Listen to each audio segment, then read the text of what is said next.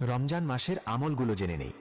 রমজানের প্রথম 10 দিন পড়বেন লা ইলাহা ইল্লাল্লাহু মুহাম্মাদুর রাসূলুল্লাহ 1000 বার।